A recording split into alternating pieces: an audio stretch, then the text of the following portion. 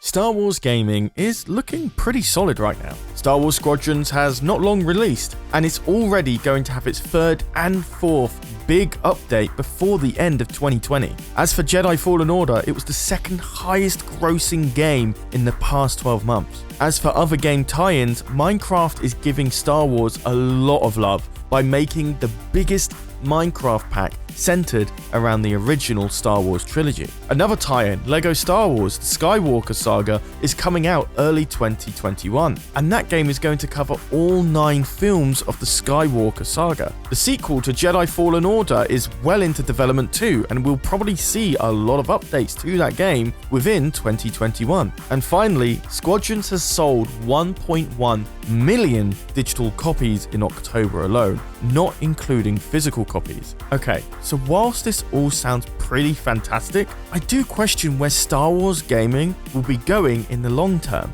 What I mean by this is Battlefront 2 had a very large, solid player base that carried Star Wars fans in between games. Now, that is no longer the case after the game received its final update back in April of 2020. Now, I understand Star Wars Squadrons could be the game to replace this. After all, this channel supports that game a lot. We make an awful lot of content around Star Wars Squadrons. But that game was originally going to have no more updates after its release. Creative director Ian Fraser stated in multiple interviews that this was a full packaged game. Whilst that hasn't necessarily been the case with the game having its 4.0 version update in like mid-December, its audience size is a lot smaller than what Battlefront 2 had. And on top of that, we don't know if we're going to get any more updates after this in 2021. So it does beg the question, beside LEGO Star Wars The Skywalker Saga, does that mean that Jedi Fallen Order is going to only be the Star Wars gaming series getting yearly or bi-yearly releases? Whilst things do look pretty rosy now, we do have to question, is 2021 going to be a quieter year for Star Wars? And not only that, we have no Star Wars games in very early development right now, at least from what we already know. There has been no announcement for Star Wars Battlefront 3. It's very likely we're not going to get the finale in the KOTOR trilogy. There's been no video game announcements for the High Republic era that has been recently announced this year, and absolutely no word of a Mandalorian video game. There was news of a new Star Wars The Force Unleashed game being in development, that being told by insider Daniel Richman, but he went into very little detail on it, and there's not any evidence to support it either. So it is very unlikely to get that sequel anyway,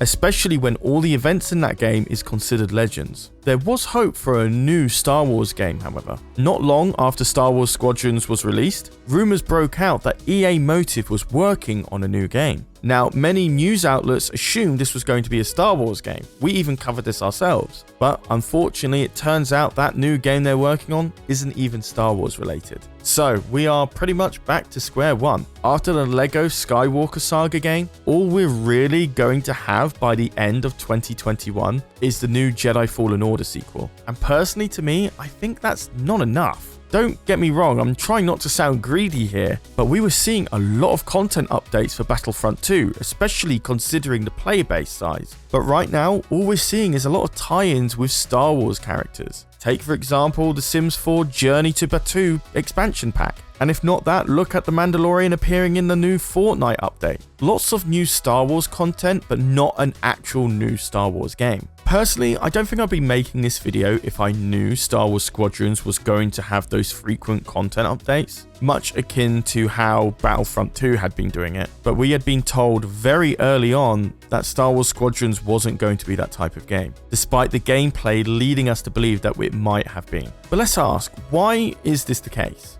Why are we having this conversation anyway? My theory is the time it takes to make AAA Star Wars games, and how long EA has left until they have to look at renewing their license with Disney, just so they can be the sole publisher for Star Wars games. So for those who don't know, EA signed a contract with Disney back in 2013 that gave them full publishing rights to any Star Wars game for the next 10 years. And yes, time has definitely flown by because we have only got 2 more years left in that contract. And the time it takes to develop a Star Wars game from scratch to release is going to take a lot longer than 2 years. Just to give you an example, Star Wars Squadrons was initially proposed to leaderships at Motive Studios, whilst those developers were still working on the single-player campaign for Battlefront 2. So if we put all of that timeline together, Star Wars Squadrons probably took anywhere between 2 to 3 years to develop. And that was a smaller Star Wars project. That wasn't a AAA game. So unless EA is already well into development for a new Star Wars project, I honestly don't think they have anything else in production apart from Jedi Fallen Order. But to play devil's advocate, it is likely that EA is going to be re-signing their contract with Disney, especially when you look at the sales figures for the past 2 Star Wars games. Jedi Fallen Order pretty much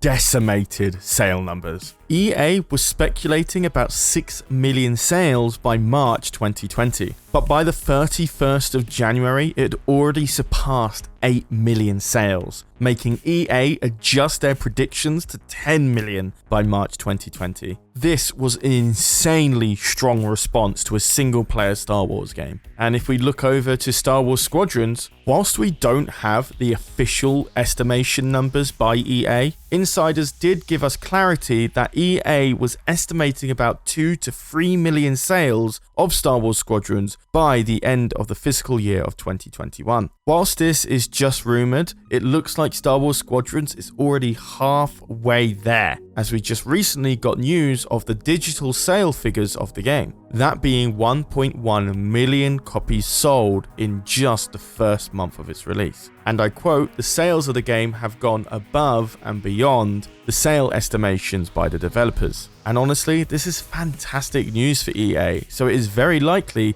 that Disney is going to renew their contract with EA by the end of 2023. But despite that, many do believe that this is hampering EA on putting any money towards new Star Wars projects. Perhaps we're seeing a lot more tie-ins with existing games because it's easier to put those together. Doesn't take as much time as making a new game, and it's still promotion at the end of the day for other content like The Mandalorian or the new Kenobi series or whatever new Star Wars film that might be coming in 2021 or 2022. One article that definitely garnered my interest was one with Dennis Branville, the design director for Battlefront 2. He gave some clarity as to why Battlefront 3 is not in development, and he stated sequels are probably still viable, otherwise people wouldn't be making them. But it's not the same hunger as it used to be. We were so used to the chain of sequels where we do a sequel and then do a season pass for a year and then move on to the next game. I think the industry has changed on that. Before it was very transactional and we would make the game, we'd sign up for 4 DLCs and then that's it.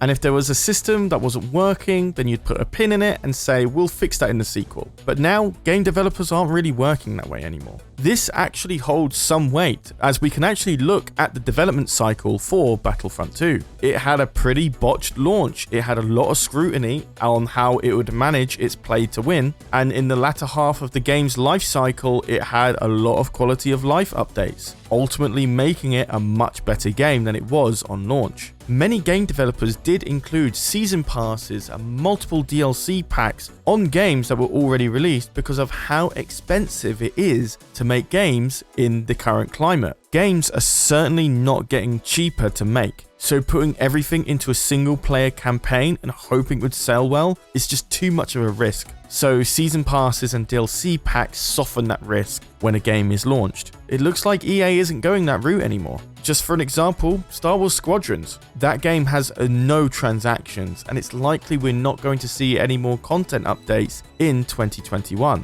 Perhaps this is the way EA wants to go, which means there's going to be a longer wait for new Star Wars games. Or if it isn't that, perhaps they are working on a new game and we don't know about it because the next-gen consoles have just released. People might have to wait a little while for a new Star Wars game because it's going to be on the next-gen consoles. New platform consoles probably mean new engines being developed for next-gen games. And that is why we might have a little bit of a wait until a new Star Wars game that isn't the sequel to Jedi Fallen Order. So that is why I am worried about the future of Star Wars gaming. Not because it will die out, but because of how long we might have to wait for a new entry in the realm of Star Wars gaming. Personally, I would love a Mandalorian video game, and I'm not sure if I'd prefer it to be a single player game or an online multiplayer game. I know Jedi Fallen Order and Star Wars Squadrons fulfills both of those types of gameplay. Whilst I absolutely love Star Wars Squadrons, I do believe my time with it is finite. Unlike games like Overwatch or League of Legends or Team Fortress 2, which ended up having years and years of playtime from me, I don't know if Star Wars Squadrons will be in my roster of games that I'll be playing in 2022, for example.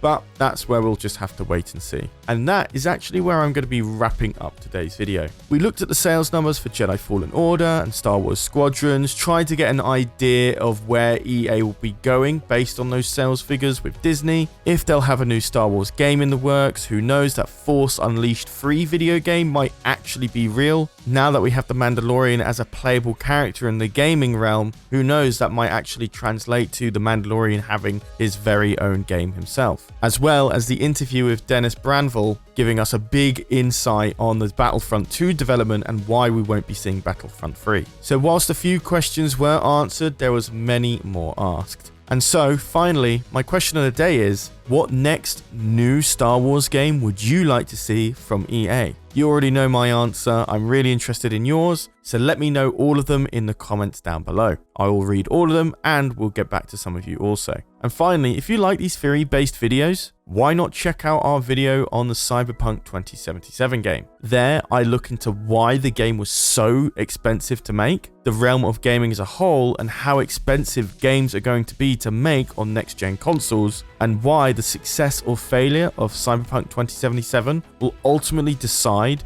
in the next 3, if not maybe 5 years. But with that all said and done, I have been Charlie, you've been watching EcksToo, and I'll see you in the next video. Take care, guys.